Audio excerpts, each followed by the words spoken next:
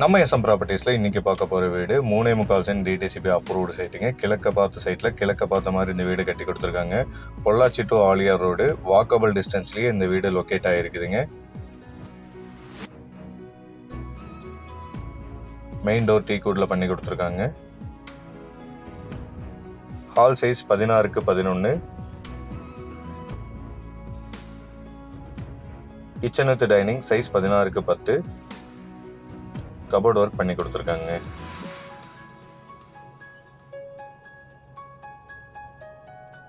Master bedroom size 16x11. கூடவே attach bathroom கொடுத்துருக்காங்க.